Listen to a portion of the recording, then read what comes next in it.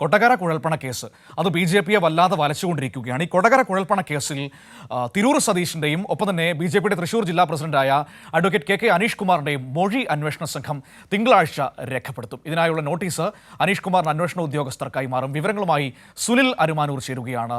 വാർത്തയുടെ സമഗ്ര വിശദാംശങ്ങളുമായി തൃശൂരിൽ നിന്ന് നോക്കാം. എന്താണ് അന്വേഷണ സംഘത്തിന്റെ അടുത്ത നിലപാടെന്ന്? Sunil, good morning.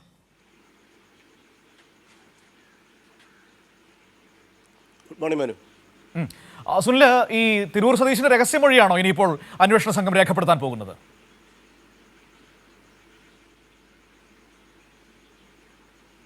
മനു, ആദ്യം തിരൂർ സതീഷിന്റെ രഹസ്യമൊഴി അന്വേഷണ സംഘം രേഖപ്പെടുത്തും. ഇതിനായി ഇന്നലെ കോടതി അനുമതി നൽകിയിരുന്നു. തൃശൂർ ചീഫ് ജുഡീഷ്യൽ മജിസ്ട്രേറ്റ് കോടതി അനുമതി നൽകി. കുന്നംകുളം ജുഡീഷ്യൽ മജിസ്ട്രേറ്റ് കോടതിയായിരിക്കും തിരൂർ സതീഷിന്റെ മൊഴി രേഖപ്പെടുത്തുക.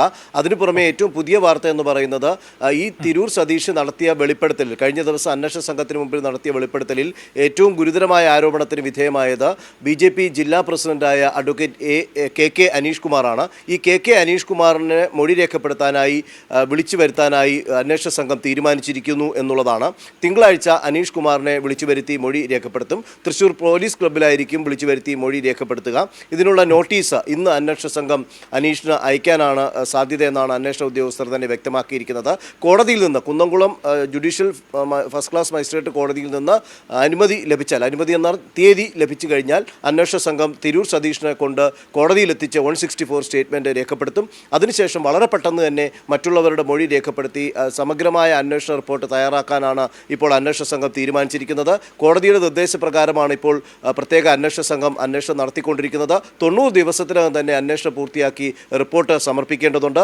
ആദ്യം അനീഷ് കുമാറിനെയാണ് വിളിച്ചു വരുത്തി മൊഴി രേഖപ്പെടുത്തുക. അതിനുശേഷം ഈ തൃശൂർ സതീഷ് വെളിപ്പെടുത്തിയതിൽ പണമിടപാട് നടത്തിയിട്ടുള്ള BJPയുടെ ജില്ലാ ട്രഷററായ സുജയ് സേനനെയും അതുപോലെ തന്നെ ജില്ലാ ജനറൽ സെക്രട്ടറി കൂടിയായ ഹരിയെയും വിളിച്ചു വരുത്തി മൊഴി രേഖപ്പെടുത്തും. ഈ അനീഷ് കുമാർ 1.5 കോടി രൂപയാണ് BJP ഓഫീസിൽ നിന്ന് ചാക്കുകെട്ടിൽ കൊണ്ടുപോയി, സ്വന്തം വാഹനത്തിൽ കൊണ്ടുപോയി എന്ന് തിരൂർ സതീഷ് വെളിപ്പെടുത്തിയിരിക്കുന്നത്. ഈ വെളിപ്പെടുത്തലുകളുടെ പശ്ചാത്തലത്തിലാണ് അന്വേഷണ സംഘം വളരെ ഫലപ്രദമായി സമഗ്രമായ അന്വേഷണവും ഊർജിതമാക്കിക്കൊണ്ട് തന്നെ മുന്നോട്ട് പോകുന്നത്. മനു, ശരി, സുനിൽ അരുമാനൂർ വിവരങ്ങൾ നൽകിയത്. ഏതായാലും KK അനീഷ് കുമാറിന്റെ മൊഴി രേഖപ്പെടുത്താൻ വേണ്ടി പോകുന്നു എന്നതാണ് ഏറ്റവും പ്രധാനപ്പെട്ട കാര്യം. അതായത് തിരൂർ സതീഷ് നടത്തിയ ഗൗരവമായ വെളിപ്പെടുത്തലിൽ ഏറ്റവും പ്രധാനപ്പെട്ട കാര്യങ്ങളിൽ ഒന്നായിരുന്നു അനീഷ് കുമാർ ചാക്കിൽ കെട്ടി 1.5 കോടി രൂപ കൊണ്ടുപോയെന്ന്.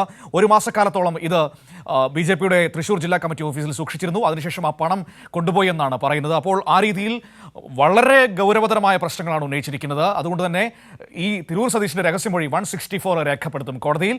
ഒപ്പം തന്നെ അനീഷ് കുമാറിനെ ചോദ്യം ചെയ്യാനും തീരുമാനിച്ചിരിക്കുകയാണ്. വിവരങ്ങളാണ് സുനിൽ അരുമാനൂർ തൃശൂരിൽ നിന്ന് നമുക്ക് നൽകിയത്.